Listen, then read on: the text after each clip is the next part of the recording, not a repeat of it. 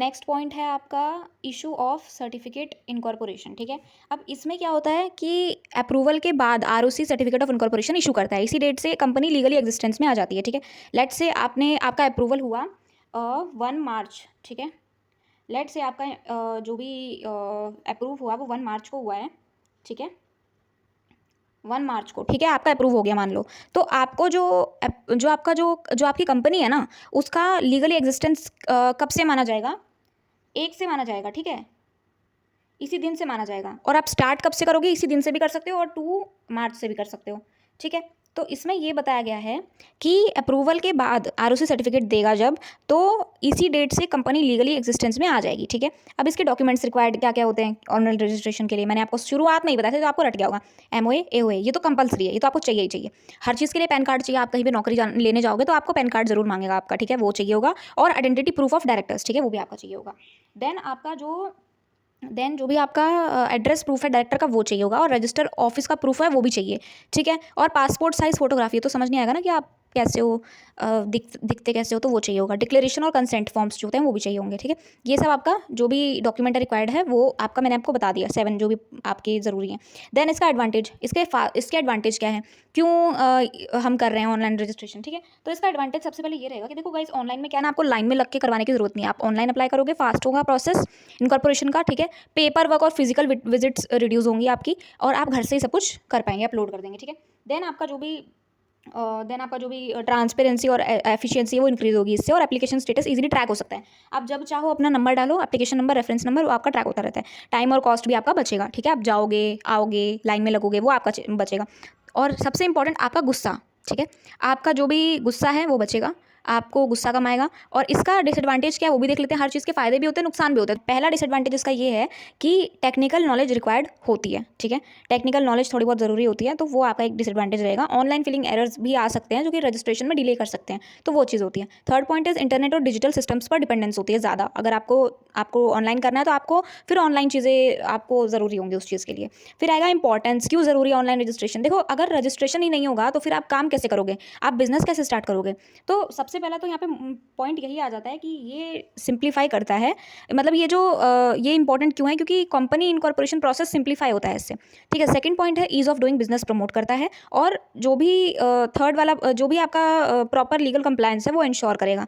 ठीक है, एंटरप्रेन्योरशिप और स्टार्टअप्स को भी एनकरेज करता है इससे। नेक्स्ट आपका आता है, अब हम पढ़ रहे थे कि हमें ये डॉक्यूमेंट्स की जरूरत है, अब उन डॉक्यूमेंट्स के बारे में पढ़ेंगे कि उन डॉक्यूमेंट्स का मतलब क्या है। पहला आता है मेमोरेंडम ऑफ एसोसिएशन। इसमें क्या होता है, मैंने आपको नॉर्मली बताया था ऊपर की पर्पस वगैरह इसमें लिखे होते हैं। हम इसको डिटेल में पढ़ते हैं, ये होता क्या है। ठीक है, तो सारी रामगाथा यहीं से स्टार्ट होती है। मेन असली जो रामगाथा है ये पेपर में पूछी जाती है, तो इसको आप अच्छे से पढ़ लेना। ठीक है, मैं आपको पढ़ा ही रही हूँ, इसको अच्छे से हो सके तो इसके पॉइंट्स जो है वो याद कर लेना। अगर आपको नोट्स चाहिए तो कमेंट में मुझे बता देना, मैं कमेंट में डाल दूंगी। ठीक है, अब आता है आपका मेमोरेंडम ऑफ एसोसिएशन, जिसका मतलब है कि ये बेसिक करेक्टर है।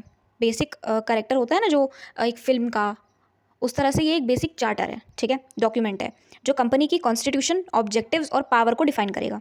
ठीक है, अब एमओए के बिना कंपनी इनकॉर्पोरेट हो ही नहीं सकती। अगर आपके पास कोई पर्पज़ नहीं है कंपनी चालू करने का, तो आप कंपनी खोल क्यों रहे हो? कंपनी क्यों खुलेगी? क्योंकि आपका कोई मोटिव होगा, या तो आपको कुछ सामान बेचना है, या तो आपको कुछ और काम करना है, प्रॉफिट अर्न करने के उससे आ रहे हो, या समाज को सुधारने के लिए आ रहे हो, सोसाइटी के लिए काम करने के लिए आ रहे हो, तो उसके लिए भी होता है। तो मेमोरेंडम ऑफ एसोसिएशन कंपनी का सबसे इंपॉर्टेंट डॉक्यूमेंट होता है, और ये कंपनी का बेसिक चार्टर डॉक्यूमेंट है जिसमें कंपनी कॉन्स्टिट्यूशन, ऑब्जेक्टिव्स, पावर्स और डिफाइन करता है ये सब। ठीक है, एमओए के बिना कंपनी कॉर्पोरेट नहीं हो सकती। ये वो बात हो गई कि हीरो के बिना हीरोइन क्या करेगी। ठीक है, हीरोइन अकेले तो कुछ कर नहीं सकती, समझ रहे हो? होना ज़रूरी है दोनों का। अब इसमें एमओए के बिना कंपनी इनकॉर्पोरेट नहीं हो सकती। ये कंपनी और आउटसाइडर्स के रिलेशनशिप को एक्सप्लेन करता है, और कंपनी किस स्कोप के अंदर काम करेगी या डिफाइन करेगी वो सब ये बताएगा इसमें। तो एमओए एक लीगल डॉक्यूमेंट है जिसमें वो फंडामेंटल्स कंडीशन होंगी जिन पर कंपनी इनकॉर्पोरेट होती है। अब ये डिफाइन क्या क्या करेगा, इसमें होता क्या क्या है वो देखो। सबसे पहला, नेम ऑफ कंपनी, कंपनी का नामकरण। ठीक है, कंपनी के ऑब्जेक्टिव, क्यों खोल रहे हैं हम कंपनी, कंपनी की पावर्स, जो भी इसकी जो भी पावर्स होती हैं, स्कोप हो गया कंपनी का, वो सब हो गया। ठीक है, सिंपल वर्ड में एमओए कंपनी की फाउंडेशन होती है। ठीक है, जिस तरह से प्रमोटर एक फाउंडेशन है कंपनी को खोलने का, उस तरह से एमओए भी एक फाउंडेशन है। अब इसका इंपॉर्टेंस क्यों ज़रूरी है एमओए? क्योंकि ये बेसिक डॉक्यूमेंट होता है जिसमें ये पता चलेगा कि कि कंपनी का ऑब्जेक्टिव क्या है, क्यों खोल रहे हैं कंपनी, क्या पावर है इसकी। आउटसाइडर को कंपनी एक्टिविटी की इन्फॉर्मेशन देता है ये। ठीक है, और जो भी कंपनी को पावर के बियॉन्ड एक्ट करने से काम होता है वो सब उससे ये रेस्ट्रिक्ट करता है। अब इसमें कंपनी इनकॉर्पोरेशन के लिए कंपलसरी होता है। ठीक है, क्लॉजेस क्या क्या है इसके?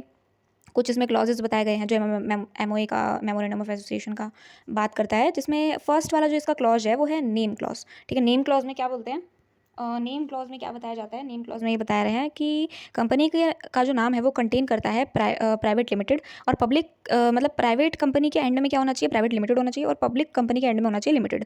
ठीक है, अब ये सब ना कुछ ज़रूरी चीज़ें होती हैं जो मेमोरेंडम ऑफ एसोसिएशन है मेंशन ज़रूर होनी चाहिए। अब क्यों होनी चाहिए, आप तो कुछ भी लिख दोगे कंपनी का नाम, आपका बस चले तो आप जो भी आपके फ्रेंड्स हैं उनके नाम पे अपनी कंपनी खोल लो। ठीक है, फ्रेंड्स का मतलब समझ रहे हो, हाँ वही वाले जो आपको आ रहा है दिमाग में।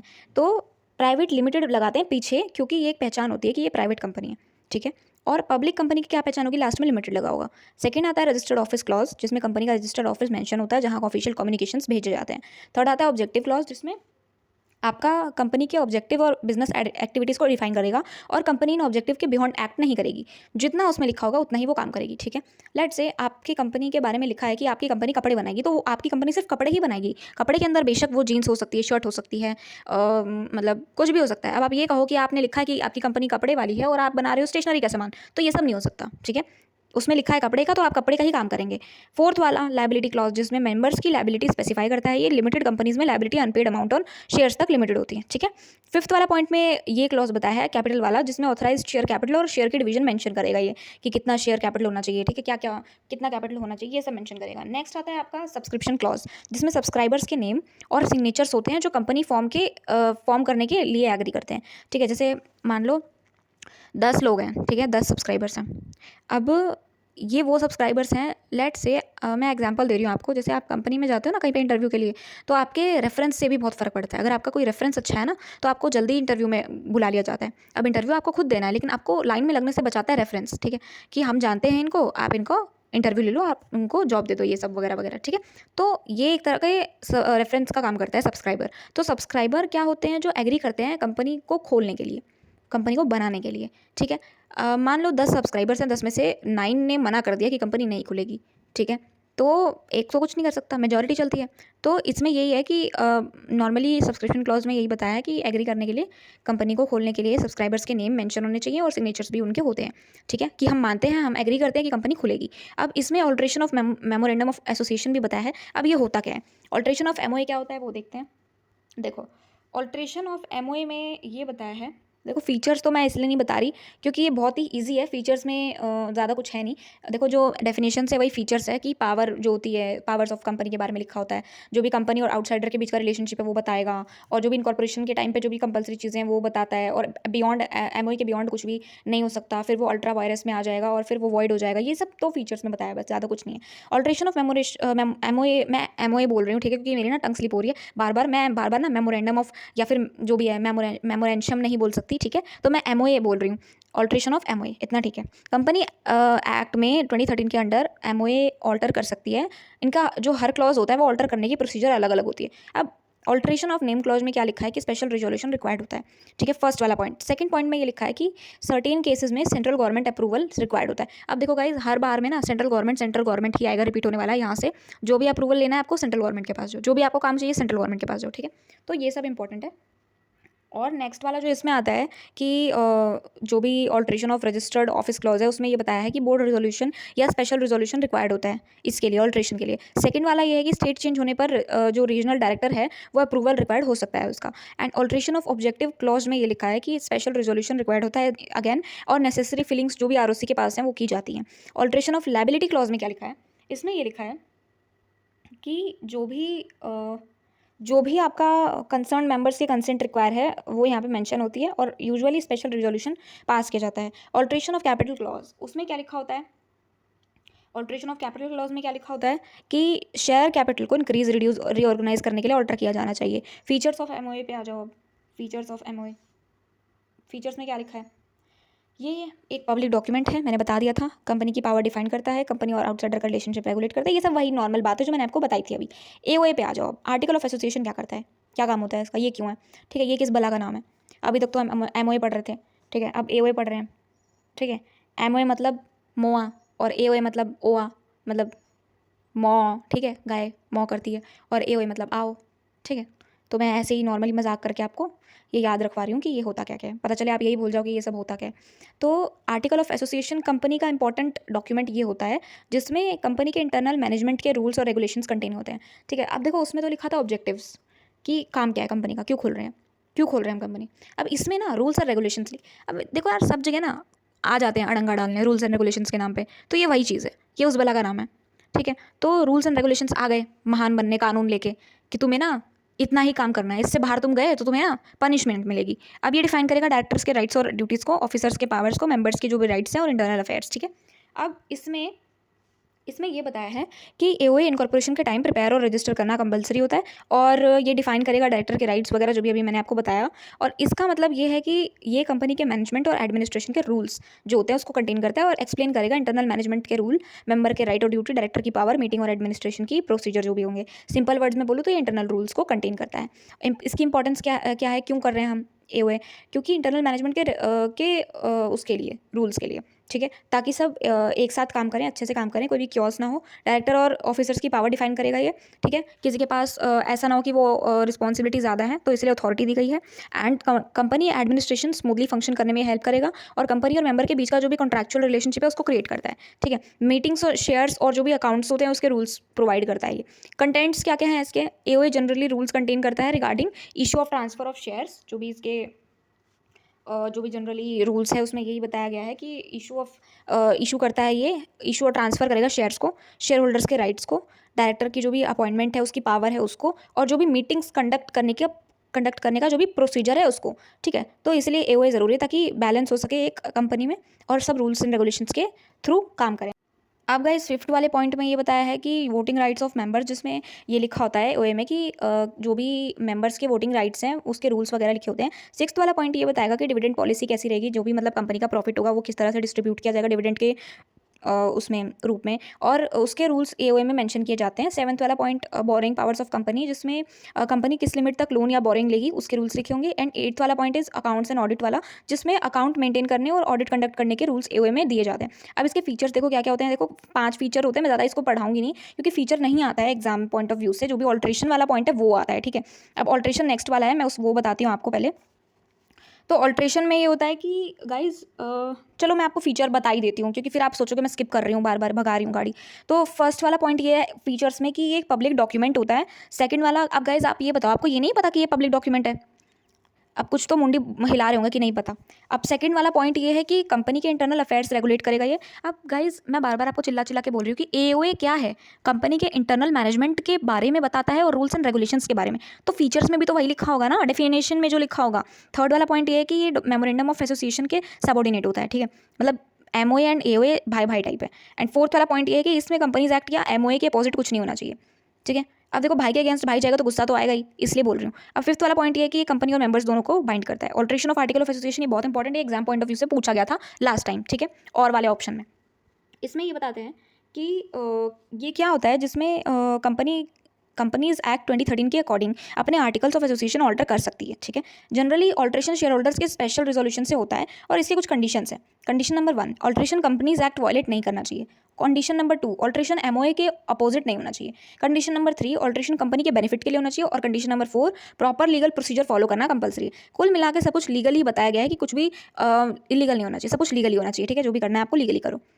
इवन शादी ब्याह भी लीगली होता है, सब कुछ लीगल होता है, तो फिर ये भी लीगल करो। प्रोसीजर फॉर कंपनी एंड जो भी इसके डायरेक्टर्स होते हैं, एक तरह की ये शादी ही है, ठीक है, उस तरह से उसके पॉइंट ऑफ व्यू से सोचो तो आपको याद हो जाएगा पक्का, क्योंकि आप लोगों का इन सब चीज़ों में दिमाग ज़्यादा चलता है, जो भी जितने भी आज के टाइम के बच्चे हैं।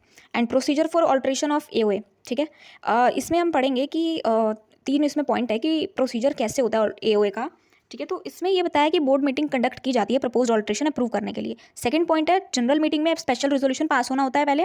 थर्ड वाला पॉइंट है ऑल्टर्ड एओए आरओसी के पास फाइल किया जाता है, ठीक है।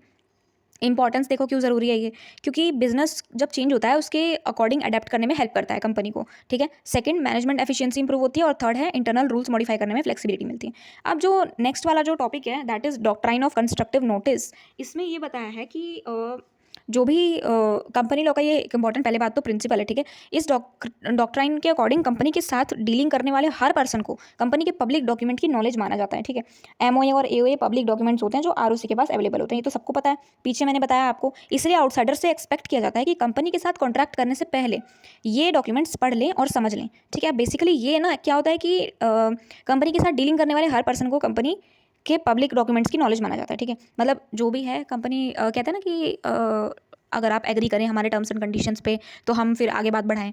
तो नॉर्मली आपके फ़ोन्स में भी जब आप कुछ भी डाउनलोड करते हैं या फिर किसी भी वेबसाइट पे जाते हैं तो उसमें ये लिखा होता है टर्म्स एंड कंडीशंस वाला, जो भी आपका लिखा होता है ना प्राइवेसी पॉलिसी, प्राइवेट पॉलिसी, उस पर आप टिक करते हैं, एग्री करते हैं, तभी वो आगे बढ़ता है। तो उनकी जो पॉलिसीज़ होती हैं वो पढ़ लेनी चाहिए। अब मान लो उन्होंने साइन कर दिया, जैसे मान लो लेट से मान लो मैं कंपनी की ऑनर हूँ, चाहे मान लो आप हो कंपनी के ऑनर, ठीक है। अब आप सब ऑनर हो, ऑनर वाली फीलिंग ले लो एक बारी कि आप कंपनी के ऑनर हो, ठीक है। आप तो बैठ गए एक बड़ी सी चेयर पे कोट ब्लेजर में बढ़िया से, ठीक है।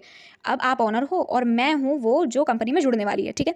मैं आई आपसे कि देखो गाइज मुझे ना आपकी कंपनी में ज्वाइन करना है एंड आप मतलब तो आप लोग बोलोगे कि ठीक है दीदी आप एक काम करो, हम ना एक टर्म एंड कंडीशंस लेके आ रहे हैं और आपको उस पर सिग्नेचर करना है, ठीक है। पढ़ के आप साइन कर दो अच्छे से, फिर आप हमारी कंपनी ज्वाइन कर सकते हो। मैंने बोला ठीक है, मैंने साइन कर दिया बिना पढ़े, ठीक है, पढ़ा वढ़ा है नहीं मैंने कुछ, मैंने साइन कर दिया और मैं आपकी कंपनी में एंटर हो गई। अब मुझे किसी चीज़ में डाउट हो गया, लेट से उस टर्म एंड कंडीशन में ये लिखा था कि 30 मिनट से ज़्यादा ब्रेक नहीं होगा, मैं 1 घंटे तक लंच ब्रेक कर रही हूँ, ठीक है।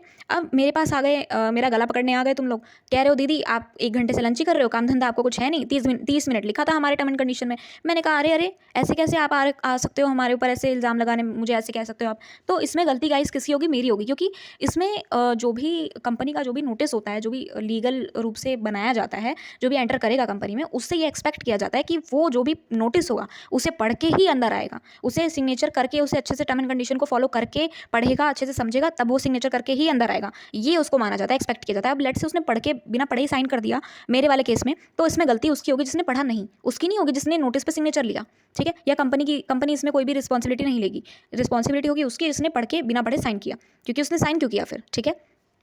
अब इसका मीनिंग ये है कि डॉक्ट्राइन का मतलब है कि आउटसाइडर को कंपनी के पब्लिक डॉक्यूमेंट्स के कंटेंट की नॉलेज प्रिज्यूम की जाती है, चाहे उन्होंने एक्चुअली डॉक्यूमेंट रीड ना किए हों, वही मैं आपको बता रही हूँ, ठीक है।